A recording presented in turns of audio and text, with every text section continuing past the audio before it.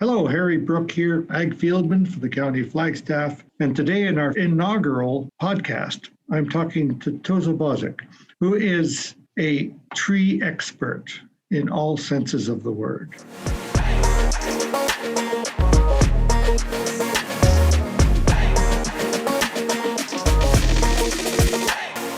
You're listening to the official podcast of Flagstaff County.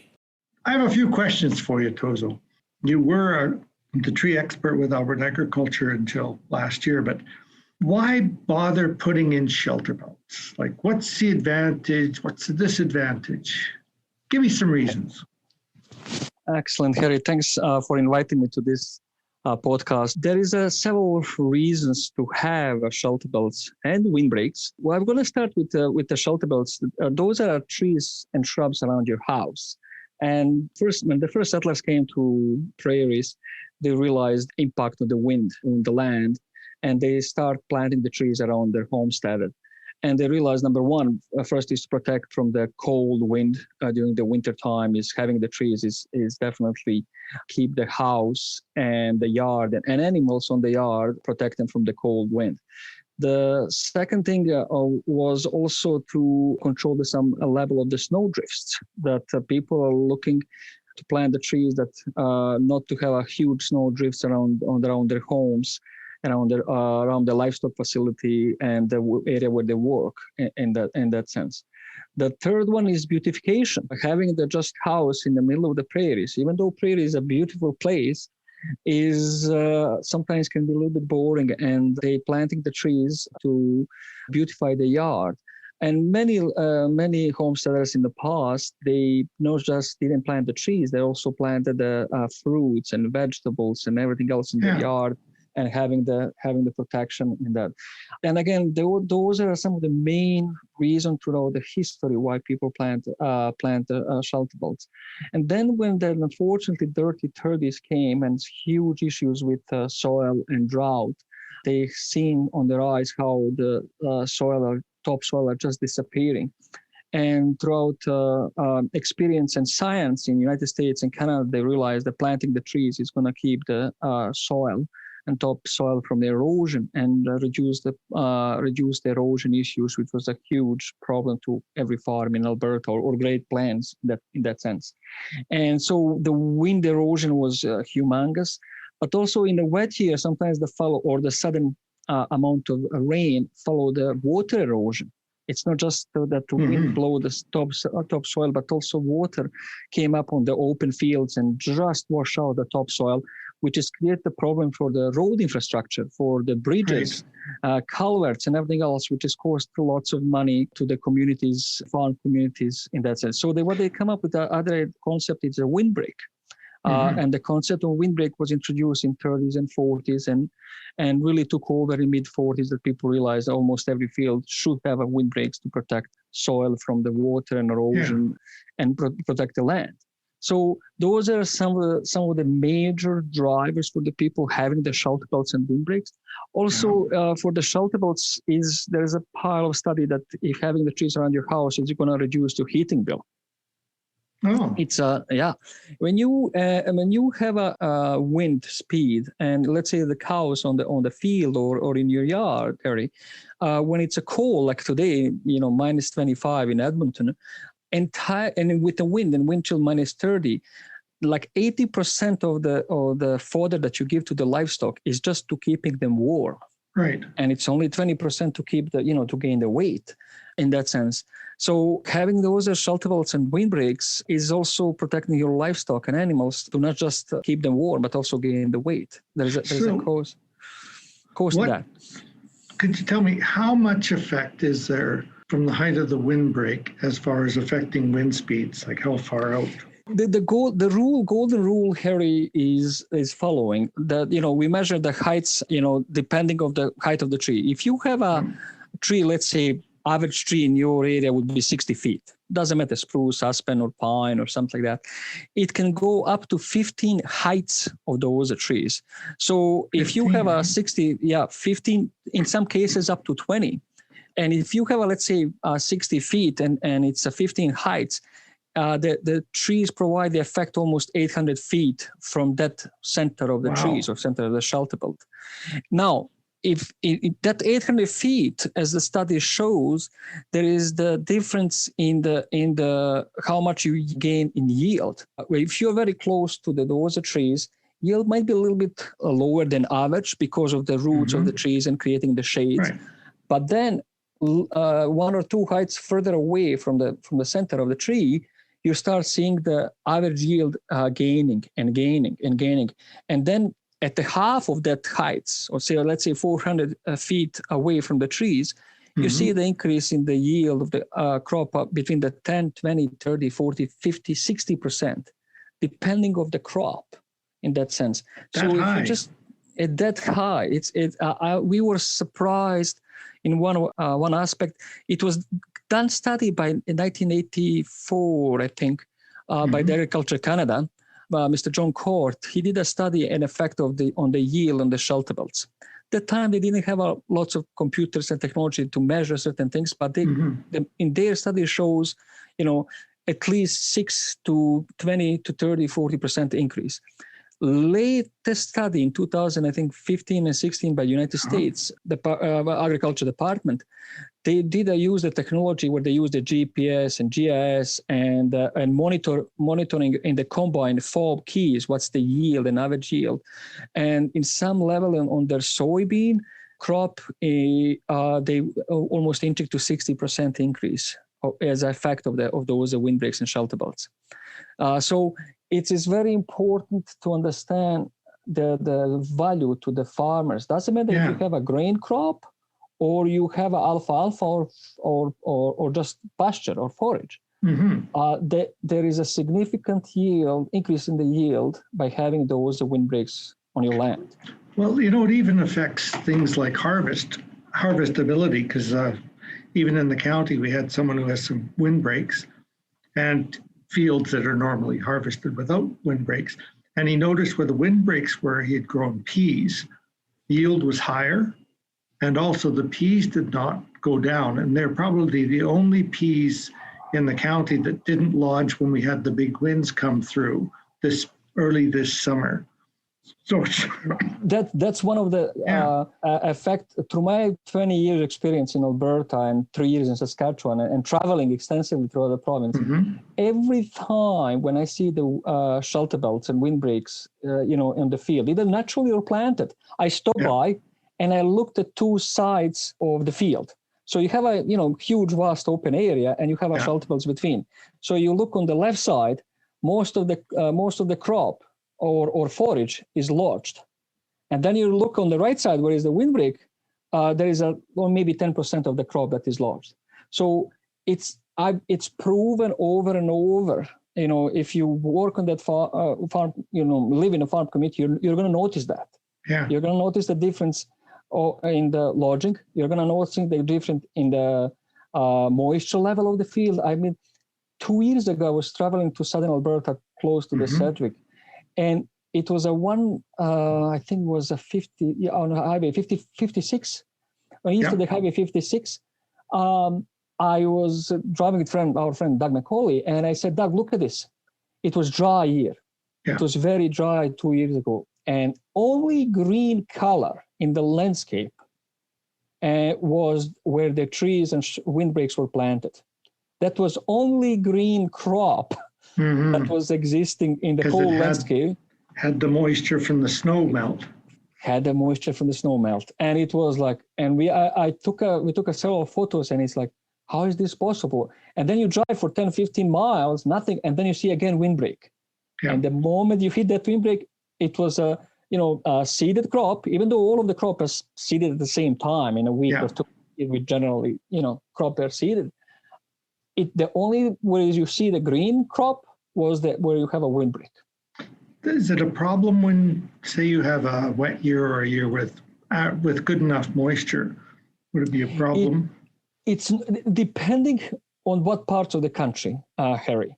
If you go in the Peace River, where they have way more moisture than where you are, it could be a problem. It's because the snow is going to stay longer, the water is going to stay melting, and so when the May comes for the seeding, you might have a wet field and can create a problem that you may not be able to put a crop.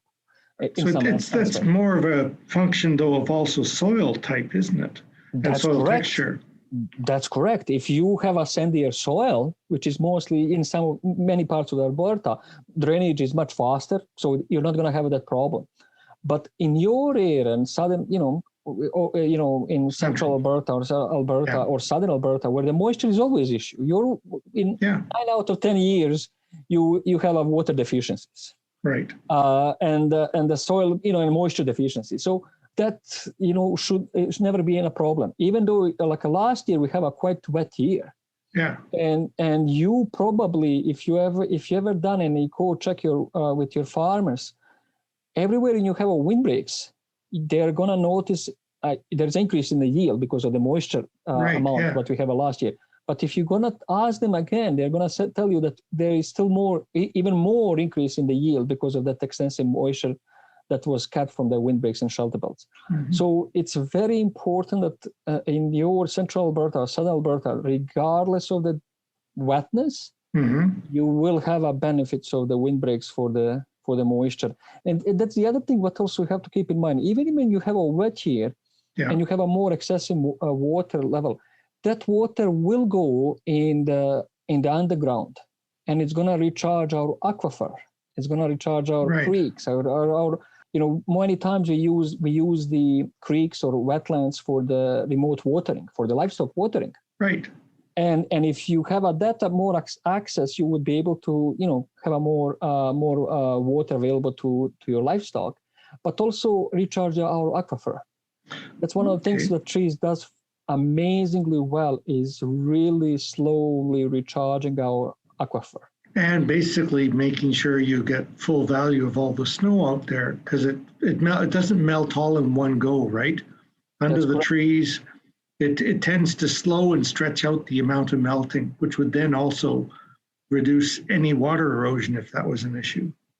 I wrote this spring, Harry, article I sent to all of the Ag Fieldman, thanks to the issue in the Peace River. What happened in the springtime, you have a snow start melting, and wind comes in and blow all of the snow in the ditches.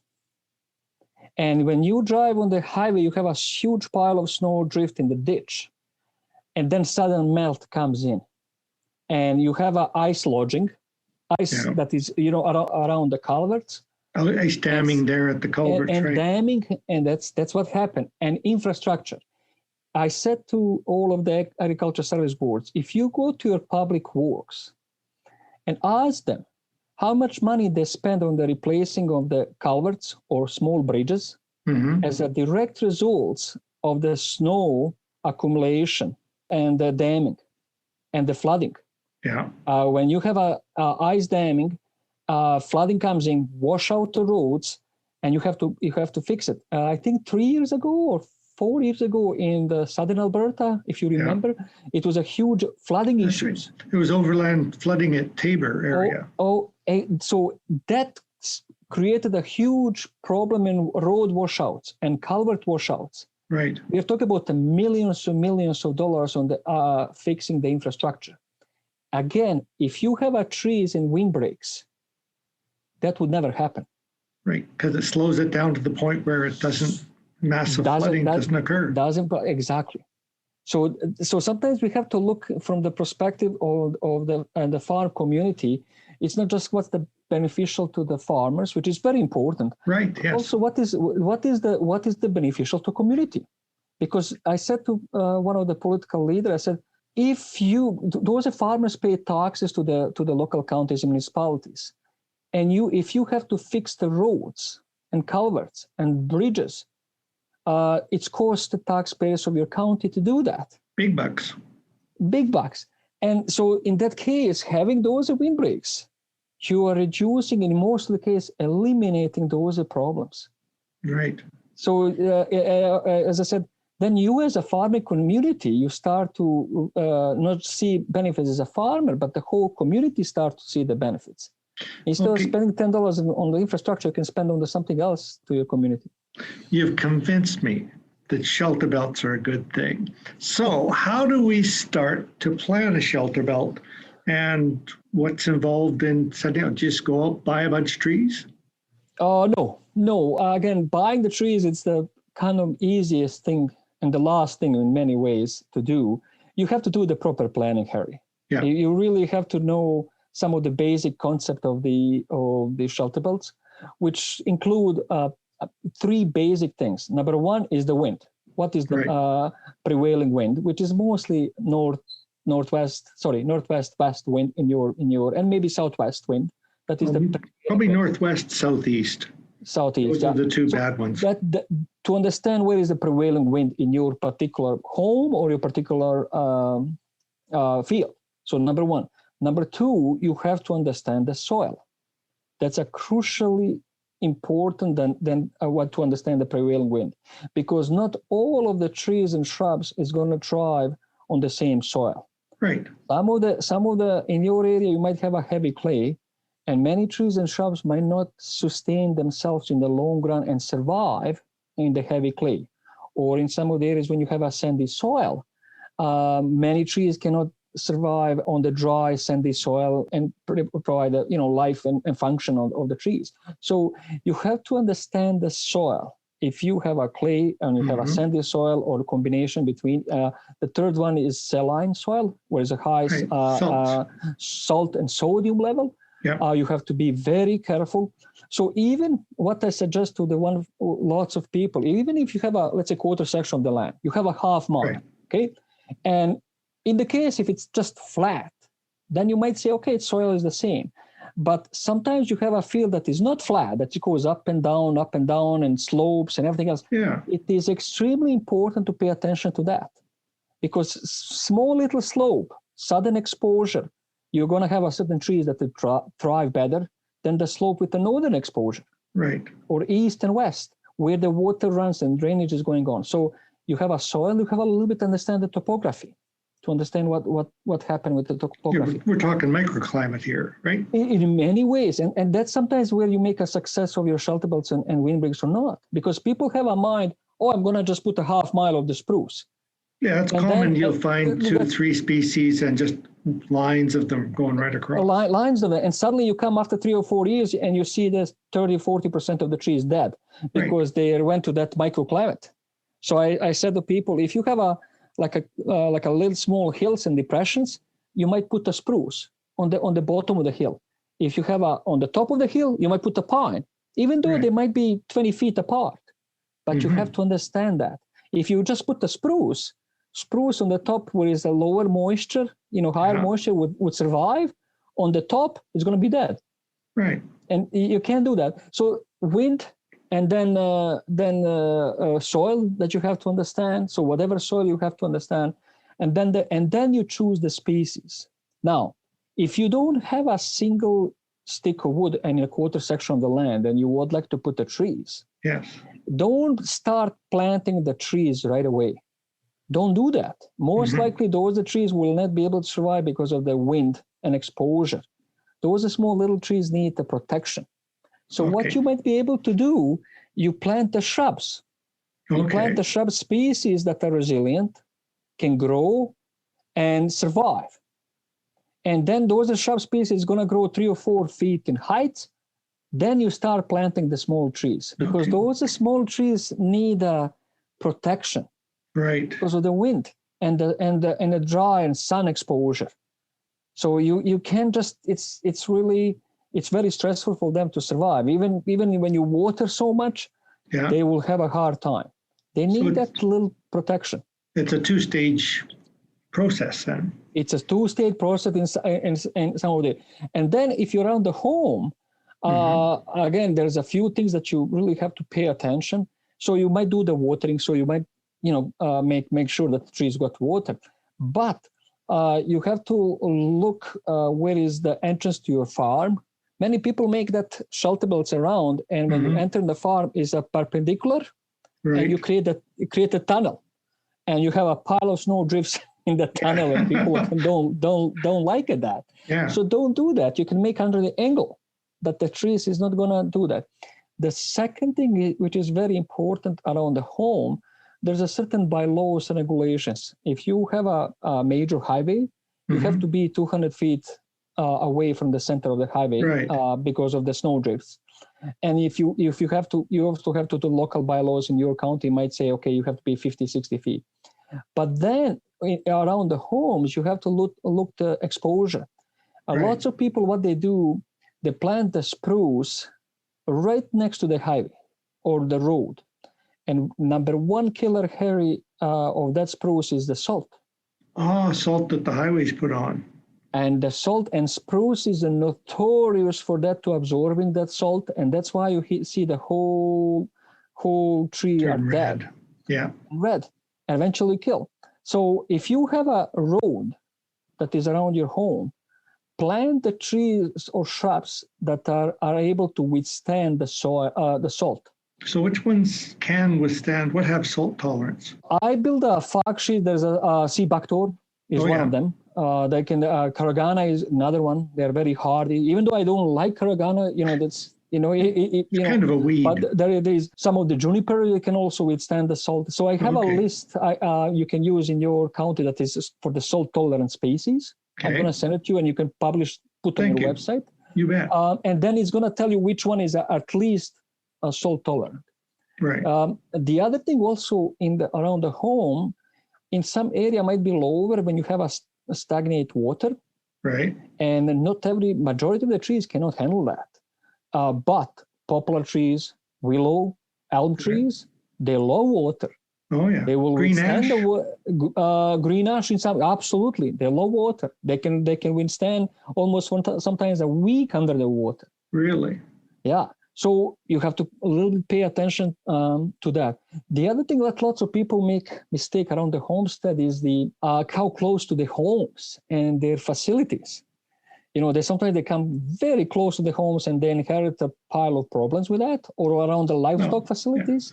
Yeah. So 40 years down the road, a wind blows the tree over onto the house. Or snow is keeping there, or for the improper. So I always say, take a Google Earth map and really be creative. Involve your grandkids. Yeah. Because they are computer savvy, so they can play and tell you what to do in some of that stuff. And so those are some of the major things around the home that you can do it. Once you establish that, exposure. Mm-hmm. Many species like a pine, poplar, they like full sun exposure. Spruce and fir, Harry, they can grow under the shade. Oh, okay. That's why you plant the spruce on the exposure to the north. And fir, or Douglas fir, they like the cooler. Will they grow here? Oh, yes, they will grow there. I've seen the Douglas fir in some of the area in St. Paul, Bonneville, Wainwright. It shouldn't be there at all. Yeah. But they can grow. They can grow. And many species. Pine, again, they love full sunlight, and they will grow on the southern exposure, where it's a full sunlight. They are much faster growing. Yeah. Than spruce and fir. And so you have to look on that, on the exposure in that sense. Keep in mind, you might also have a wildlife, which is very common issue. Deer, moose. They are tough on trees. They are very tough on trees. If you plant the spruce, you may not have a problem. If you plant the pine, they love them. Especially, they will. There's something in the angulates, and I still try to figure out what it is. Yeah. They can smell pine tree for 2 or 3 miles away, and they're gonna come and chew to the ground. I know. I planted a bunch, and I've got 3 left, and I've just caged them to keep them away. So you gotta at least think about some of that stuff, and be creative. One of the biggest mistake what people do, either shelterbelts and windbreaks, they plant very few tree or shrub species. So you have a row of spruce, that's it. Yeah. You have a row of ash, that's it. And then you have a row of whatever shrub you choose. Don't do that. I advise everybody, before you do anything, I call diversity. Okay. So in the row of shrubs, nobody stops you to plant every possible shrub that can grow in your area. Yeah. You can have a 10 feet of the chokecherry, then 5 feet of the pin cherry, then you have a sea buckthorn, lilac, whatever. All of them. When you design, you can put all of them. Then you go with the coniferous. So you have 5 different spruce. You have Yeah. Colorado spruce, white spruce, black spruce, Black Hill spruce. There is several other spruce you can do. You can mix them, and they're each different. Colorado blue spruce is entirely different than white spruce. Colorado spruce can handle the salt, the other one can't. Okay. Way better. Then you have a pine. Okay, jack pine, lodgepole pine, Scots pine, bristlecold pine, ponderosa pine. All of them, Harry, can grow in your area. Okay. All of them are different. Like a Scots pine is very resistant to the wildlife. Wildlife is not going to touch them. Deer is not going to touch them compared to other one. They have a different bark color. They're reddish, nice, good-looking color. They survive. They're very tough species. Okay. Then you have a fir. Okay. Then you have a tamarack or larch or Siberian or larch. You can plant them. Can you grow like tamarack and larch Absolutely successfully? Yes, I've seen pretty much in every corner of Alberta both of them. Okay. So you have a native tamarack, which is grown mostly in the north, and they prefer the colder and more moisture soils and depression. Then you have a Siberian tamarack, which is not native, and they require drier and sandier soil. Okay. What about using something like a mulch, plastic mulch, to get things started? Then that's before you use the plastic mulch, my friend. You need to do the site preparation. Okay. You need to work with the soil. Right. So either disking or spraying against the weeds. And if you have a compacted soil, which is a pasture or heavy clay, you really need to do the disking. So you really give the chance to those trees to succeed if you break the soil and make sure that soil is acceptable to the roots to establish. So they can actually grow out into it. Exactly, because most of the people, if you just plug in the trees and it's a compacted soil, small little roots is going to have a hard time to grow and expand. Yeah. And if you disturb the soil, you can do that. So once you finish the soil prep, Harry, then you plant the trees. Now, you can plant the trees by the tree planter, which probably you as a county have it. Fast, good thing you can quickly to do it, or manually. Now, once you do that, you have a choice. You have to do the weed control in the first 3 years. Okay. And the weeds are number one killer for small little trees. Okay. So you do the perfect soil preparation, and then you plant, then you forget about trees because you do something else. And then you come and you always see is the weeds. And it's like, okay, I just throw the thousands of dollars for nothing in my work, and people get frustrated. Yeah. So for your preparation, what you do, you have 3 or 4 options.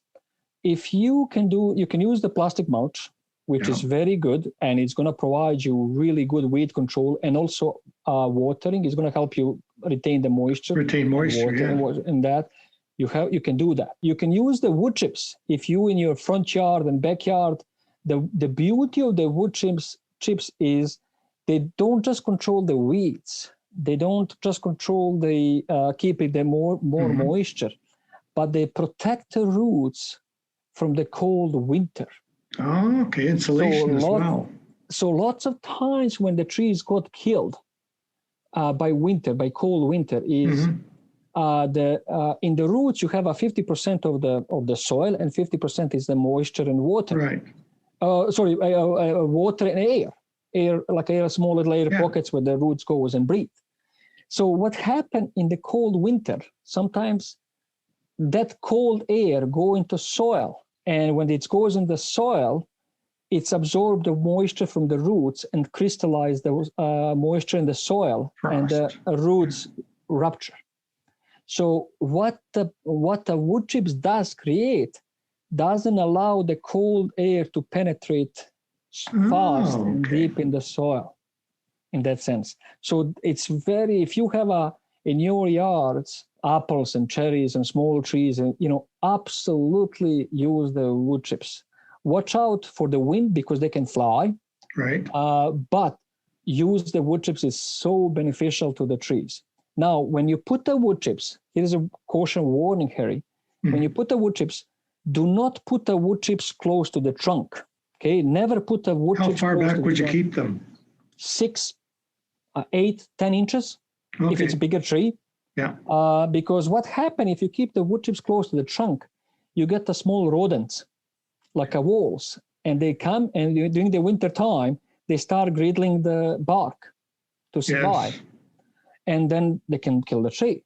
Or also, if you come to the close and in the wood chips, they have where the rain comes in, wood chips can create an aerobic reaction and create a bacteria. And when they create the bacteria interact with wood bark or bark on the roots, and then it can get the bacteria or diseases into the trees. Okay. So I always said, when you put the wood chips, create the donuts. Okay. I'm a big Homer Simpson fan, and I always make a joke. If you want to put the wood chips, think about Homer Simpsons and donuts. That's what you want to do. Once you do that, watering. I got a very common question about watering. Depending on the soil, depending what trees you planted, the best way when to water, of course, once you plant, you water. Right. And then use the knife or metal rod or screwdriver and put in the soil. And when you pull it out, like a 6-inch, when you pull it out, then you're gonna see if it's dry. You don't see any soil stick to this. Right. If it's enough moisture, you're gonna see it that there is a soil into that. And if you can see if it's go hard or slow, or you're gonna, when you stick in the soil, you're gonna, it'll tell you a lot, won't it? Tell you a lot, right? So then, if you don't have enough, then you can do the watering. And again, each tree is different. Do the watering early in the morning or late at night. Yeah. If it's really plus 35 and really hot, sometimes you need to do the watering during the day just to cool off the plant or the trees or leaves, because they're cooking in that shell. So you gotta watch for that. And the best way to do the watering is a drip irrigation, slowly. They have water bags, or you can take a hose and just make a hole in the hose and slowly drip into this. Don't put it like a flush watering around the tree. So it's going to create more damage than anything else. So water when it's needed. Lots of people overwater, right? And trees become like a drug addict. So do they not develop the root system they should? Exactly, and resistance. Because you want to also sometimes with too much water, what I noticed, they grow faster, and the tissue of the branches is softer. Right. And when you have a wind, I think, did you send me or somebody else send me? No, Kamloops County sent me. The spruce trees is leaning like this, and it's grow very fast because what happened, the fellow water so much, and the tree just grow, but haven't hardened the cell walls. Right, stiffening them up. It's stiffening them up. So that's very important that you don't overwater in many ways. Water when you need it and let them be resistant, because those trees has to survive in your area. And the last point of the watering, you must water trees before the freezing. Right, water them in for the winter. For the winter. But actually you're watering them for the spring, because in the springtime we have no moisture, generally speaking. Wind is 100 kilometers per hour. Right. No moisture. That's why we have lots of forest fires. And then all of the water the tree is going to rely is the water that you put late in the fall. Okay, and usually we have fairly dry falls. And very dry falls, so you don't have that. So also that water, when you water them around the roots, when they go deep in the roots, they freeze. But the temperature of ice, it's -1, -2, -3, and they insulate the roots. So remember I told you when the cold air come into the roots, and that's also what water does. It's protect the roots, and doesn't allow the cold air access to those root systems to desiccate them. They're frozen, and because again snow and ice, it's insulated in that shell.